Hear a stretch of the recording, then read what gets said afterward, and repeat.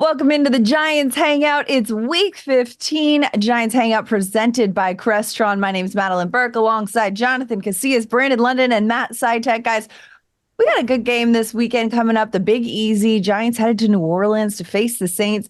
Giants on a 3-game winning streak.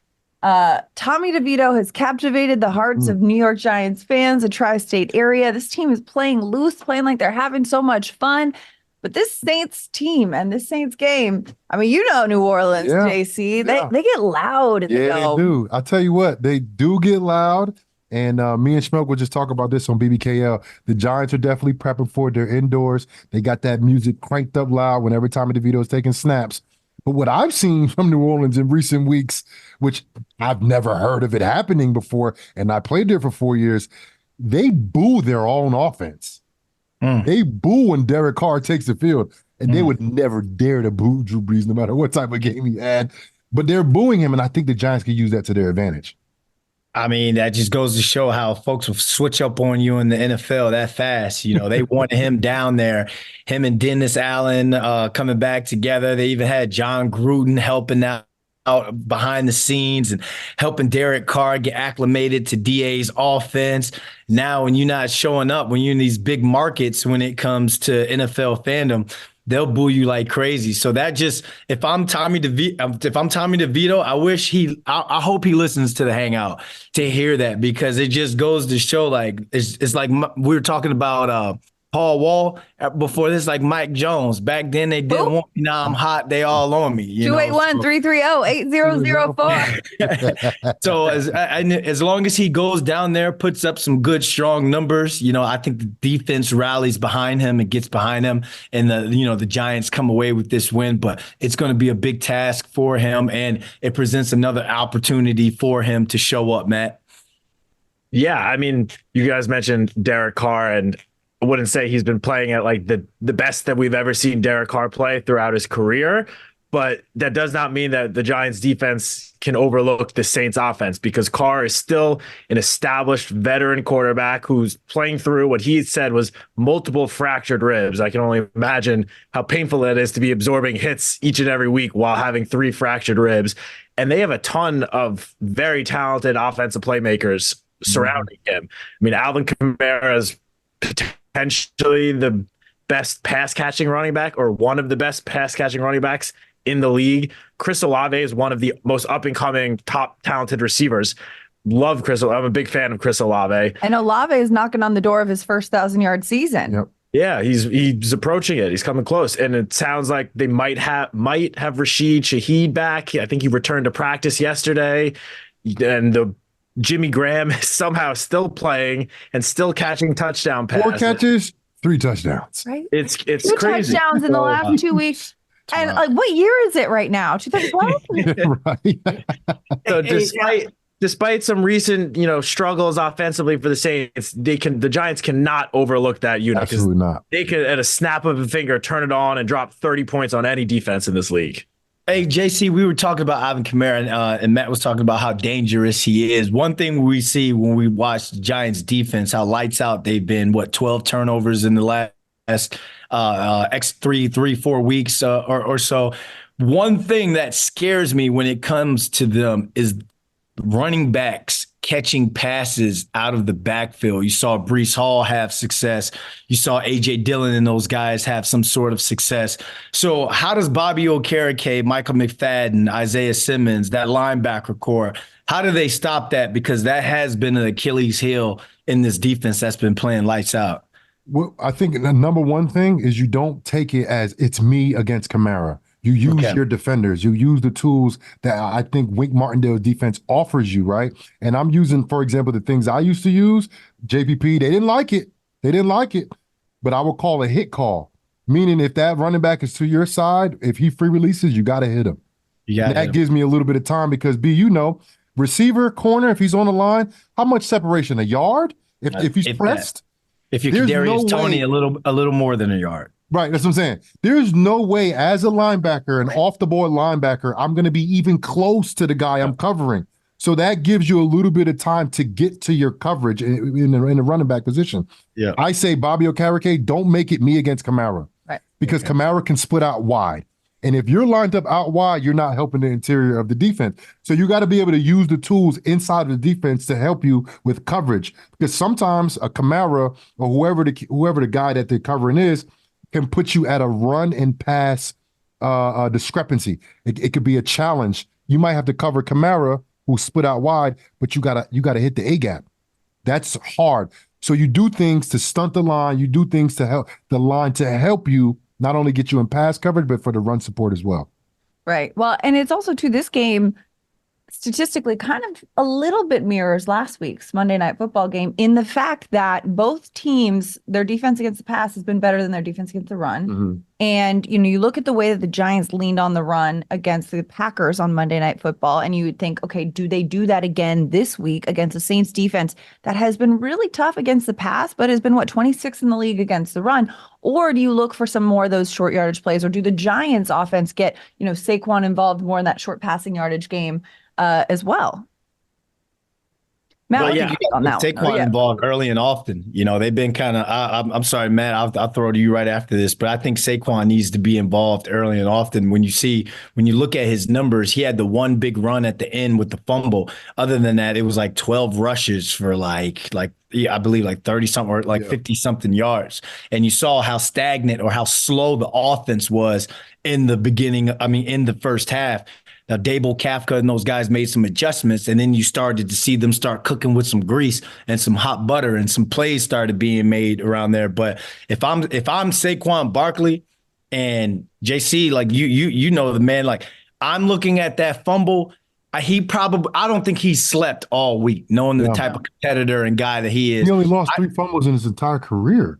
Yeah. Right, that was his 3rd one. He came into the league having not fumbled at all in college. Yep. Yeah. I go to Brian How Dable. ironic is that the time he fumbles, first of all, he had 3 great runs before that. He was 3 runs in a row where he was just taking over the game, and he fumbles by himself. How ironic is that? But it's also, too, it's one of those plays that it's a tackle, but then, the momentum of the tackle kind of taking it down a little bit. Yeah. Yeah, but Matt, if you're Saquon, do you go to Kafka, or did you go to Kafka and Brian Dable and said, I want to win this? Well, not but put it on me. I want to get back for my teammates. I'll put this game on me. Let Booby spin, coach. 100%. All 4 of us, around the building the last couple seasons know the type of person and how competitive Saquon Barkley is. I have no doubt in my mind that as soon as they lost that fumble, he went right up to Tommy, went right up to Coach Dable, Mike Kafka, and was like, give me the ball. Let me make up for this. Yeah. Give me the ball. The most shameful part about that, the fumble, was that it overshadowed the great run that he had, in which he eclipsed 5,000 yards rushing for his career. It happened on that fumble play, which, took a little shine out of that incredibly impressive milestone. But the recipe for the Giants offense this week is got to be very similar to what it was on Monday night. Saquon took 20 carries, averaged 4.3 yards per carry against the Packers. Again, not the best run defense, but that's what they're facing again this week with the Saints. And this was coming off of his lowest volume game of the season against the Patriots, in which he touched it, I believe it was only 13 times. Now, on Monday, he got 20 carries. I think it was 3 receptions, topped 100 yards from scrimmage for I would believe it's like the 4th time in the last 6 games.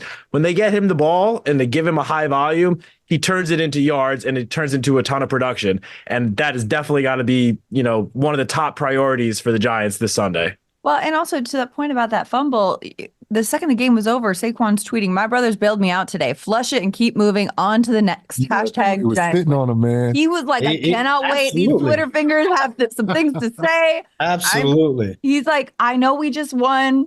I know that I had an incredible accomplishment being the 5th player in Giants history to hit 5,000 rushing yards. But all I'm thinking about, and that's that dang fumble. And like you guys have all kind of alluded to too, that's going to stick with him going into this week against another favorable matchup with a run defense that has been a little bit porous. Last week against the Panthers, Miles Sanders had a season high in rushing. So you know what I liked, and I think this is what helped the offense become efficient last week. I think Mike Kafka, he was doing things early in the game that wasn't working. He was bringing in the extra lineman, two, I believe, at a time, and he was bringing them in, and the Giants really didn't get anywhere. Then they switched it up. They went to Wildcat, right? Boom. All of a sudden, Wandale breaks a run. They was getting Saquon the ball in different ways. They threw the flea flicker. They were doing things in different ways. The Giants can't get into this, we need to run the ball with Saquon habit. They don't need to do that. What they need to do is become diverse on offense, Right. and allow Tommy DeVito to throw the football. Don't say, oh, we're going to give it to Saquon, we're going to give Saquon and let Tommy DeVito throw on third down. No, let's throw it on first down to open up the lanes for Saquon. Because if you can get Saquon going, that in the totality will help your offense out. But I don't think you start with, say, let's get Saquon going right away by giving him the football, because as a linebacker, whenever you go into the defensive room, the first thing that's on the board, it says stop the run. That's always the first thing. And when you have a guy like Saquon Barkley, all I'm doing all week is thinking about how I'm going to hit Saquon Barkley. I'm going to hit him in the A gap. I'm going to catch him in the B gap on the power play. Oh, if he cuts back on the power play, I'm going to be right there. Like, all my thought process is stopping 26. That's just how it goes. Now, if you give me something else early in the game to think about, oh, play action, he pulled it out. Oh, okay, now that guard pull doesn't mean it's a run. Now I'm thinking about it. So now I see guard pull again. I'm a little bit slow. Saquon hits it, and I'm slow to make the tackle 3 or 4 yards up the field. So I think what Kafka did last week was open up the playbook, not just give the ball to Saquon, get the ball to Saquon, but no, let Tommy DeVito throw the ball. Right. Run a wildcat with him. Fake flea flickers, which is a fake run. Fake the run, play action pass, all of that stuff, I think helps the offense, but it also ultimately gets Saquon going. Right. When you mix it up, not just giving him the ball, but do other things, and then surprise Saquon's getting the ball on third or whatever. Well, and not just Saquon, though. When you talk about the run game, Wandale Robinson had himself a ball game. I feel like last week, Monday Night Football was a Wandale Robinson game. He had some Great incredible plays. Those catches, that one catch that he had on the sideline that was right in front of Matt LaFleur, and he didn't even believe his own eyes. He threw the challenge flag. It was a foot away from him. He's like, that can't possibly be a catch, and it absolutely was. But he got some long runs going on as well. And the fact that Wandale Robinson, Brandon, as a receiver, you look at a receiver like Wandale and the versatility and the gadgetry that they're able to use with a player like that. How valuable is he? I mean, he's that Swiss Army knife. There's a reason. He showed right there why they traded up to go get him in that second round. You know, I guess he's the future Sterling Shepard in a way. And you saw how Sterling Shepard mentored him last year and kind of got him going before the injury. And now you see how that's kind of benefited him as he's kind of got his sea legs back together and got acclimated back to the game. But I think that you could take advantage of not only the success that Wandale is having, but and still get Saquon the ball and still do things with Tommy DeVito. I keep wanting to say Danny DeVito. Tommy DeVito. But you've been good every time. You stop yourself halfway with the RPO. Hey, hear me out here, JC. Why not go 10 personnel? Why not go 4 receivers? And Saquon back there. Use Isaiah Hodgins, who is ascending and who has shown that DeVito likes throwing to this kid. Especially we're going to see with Darren Waller what he can do in terms of what limits he has. But let's take that tight end out and let's put this big body receiver in there. Is he playing this week? It has not been decided if he's playing this week, but he has entered the practice window. He's back on. He's back in the practice field and all that kind of stuff. But you mentioned Isaiah Hodgins, Brandon. This is the Matt Sytek stat right here. The Giants have won 5 straight games in which Hodgins has caught a touchdown. That's something Matt would say. Good job, Matt. Even though Madeline said it. I was like, I feel like I had to give you credit because I'm like, I'm gonna pull my best Matt with this one. So now, and I'm going to throw it to you, Matt. So now let's throw wrinkles. Like you say, like it doesn't have to be run the ball to Saquon, run the ball to Saquon. You saw them insert Matt Breida this past week, going 2-back systems, T formation or veer formation. They were doing some things. So now open it up even more. You've shown that you've Tommy DeVito has shown that everything that you've thrown at him, he's handled it plus some. He's gotten better at not taking sacks. He's gotten better at running, using his legs. He's gotten better at distributing the ball to different guys. So I see it as like if you remove Daniel Bellinger, whichever tight end that is, bring in Hodgins now, a big body guy who is selfless and will still block. get him involved in that offense a little bit more. You throw a wrinkle up in there, Matt, and now not only can you RPO off that, you can run the ball with Saquon as well, and it gives you a completely different personnel package to attack that Saints defense. Yeah, for sure. And, first on Hodgins, great stat, Madeline. Love it. I just need to, I think we all tip our hat to that touchdown that he had on Monday night. Tip that to both him and Tommy, because that was clearly, as Coach alluded to it, that was improvised. Like Tommy scrambled out of the pocket because facing pressure. Isaiah saw him scrambling and then changed his route and just ran to the right to the corner of the end zone where Tommy had a perfect pass. Like that was the only way that pass was going to get completed, is if he threw it in that exact spot. Isaiah made a great catch, got both feet in, touchdown catches in 2 straight games. He's been playing great. And, as just said, touchdown catches in 2 straight games. He only has 3 catches in the last 2 games, 2 of which have gone for key touchdowns. The other one was against New England, the only touchdown the Giants scored in that game. So Isaiah been playing great despite, potential, like maybe not getting as many looks as he was getting towards the end of last season. And then the other thing I just want to talk about it with the offense, and Brandon just alluded to it kind of quickly, is Tommy did not get sacked on Monday night.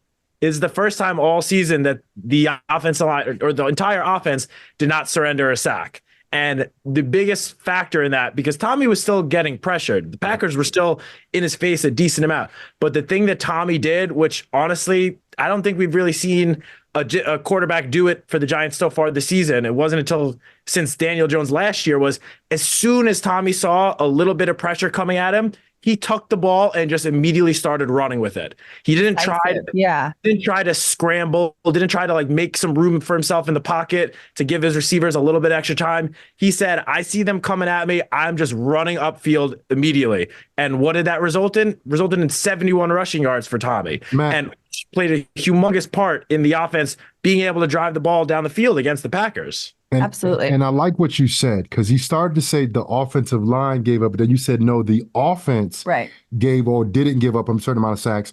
And anything that goes into any statistic, whether it's a wide receiver statistic, quarterback, running back, whatever it is, offensive line play, it's a collective effort, right? And Dayball was saying how collectively they were working on their scramble drills. When I played against Green Bay back in the day, you knew that they had a second route when Aaron Rodgers got outside the pocket. Tommy DeVito, he has fallen into this quarterback of he can create off-schedule plays. And if you haven't practiced with him, you won't know what to do. You'll just be standing there looking around. They have been practicing that.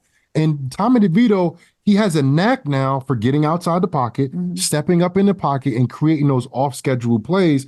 Now that the Giants are practicing that, I think they're fitting this offense to mold around Tommy DeVito and what he can do, because every single week I think he's proven us that he can do more and more things. And I think the offense is going to continue to expand and I think fit him a little bit better and his play style. And it's not just the offensive line, it's not just the receivers, it's everybody involved, including Kafka. It's a collective. Basically, what they're saying, what they just said, Madeline, is Tommy DeVito in the pocket was me in the club past 11:45. Time to get up out of there. Time to get up out of there.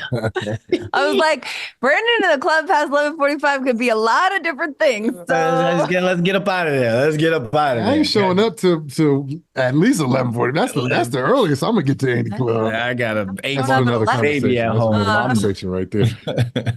That's fair. That is fair. But you know what? I do want to give a little bit of credit to the offensive line, even though it is a collective of the offense. The offensive line did play quite well, so well, in fact, that the game ball went to them as a unit at the end of that game.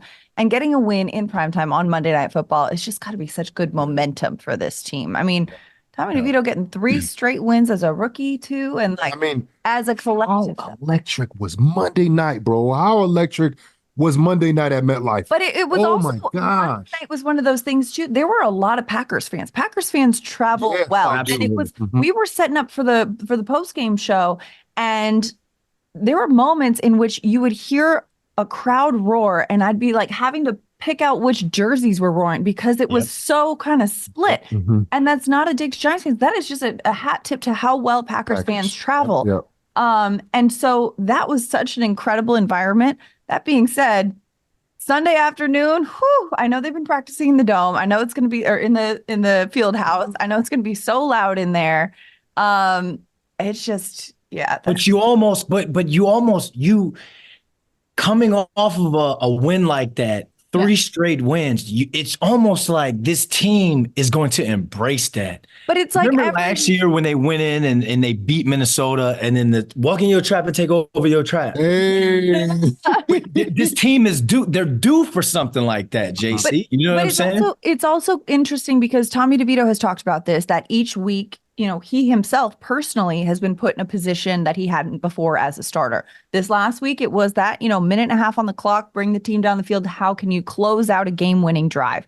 This week, it's all right, the silent count, the loud environment. This is the next challenge. It's like working your way up to Bowser's Castle. And when you look at how, Matt, when you look at how Tommy has attacked each of these challenges so far and the next one at hand, what do you make of that? Well, first of all, I just want to go back real quick to one thing on the offensive line. Just want to give a very quick shout out to Mark Lewinsky. Yeah. That block he had on Saquon's first touchdown run, he came in as an extra blocker and he swung around and paved the way for Saquon to get in there. That was a great play. And for someone who's been a veteran in the league for years, was a starter last year, started the season as a starter, moved back to the bench, has been coming in for a couple of plays. That was a great play, and I just want to give him his props for that. About Tommy and preparing for this week's matchup in a very tough environment. Wink alluded to this during his press conference earlier, in that this is not Tommy's first time doing this, because his first start as an NFL quarterback was against the Dallas Cowboys at AT&T Stadium. Mm-hmm. And while I will say the Superdome is louder than AT&T Stadium, that is a pretty electric environment there as well. Now, the Giants, of course, they did not end up victorious in that game against Dallas. However, that was Tommy's first time really getting his feet wet, with a full week of preparation as the starting quarterback. This time around with a lot more confidence after winning 3 straight games, after winning NFC Offensive Player of the Week, winning Rookie of the Week on 2 separate occasions. I think Tommy's going to go into this building a completely different quarterback than when he walked into Dallas a little over a month ago. And I think he's going to be able to handle the crowd noise and as loud as the Superdome is going to be. Yeah. I like it. I like to see it. And yeah, winning NFC Player of the Week and NFC Rookie of the Week this week, too. A lot of credit to Tommy DeVito, young man, for getting that done. Is his agent going to be there? Is his agent going to be there? Sean Solano's going to be there. He said that the outfit he's wearing in New Orleans will put the one that he wore on Monday Night Football the same. Man. So open up those cedar closets, Sean. Agent, stop talking, agent. Hey. Stop talking. Stop talking. I got to take care of my guy, Tommy, okay? I got a guy who knows a guy who knows a guy. Oh, did you see Victor Cruz's agent? All in the videos and all. No, let this kid rock, man. Yes. Because remember, let it be about Tommy DeVito and Tommy DeVito's. But that's not Tommy's fault. It's not Tommy's fault.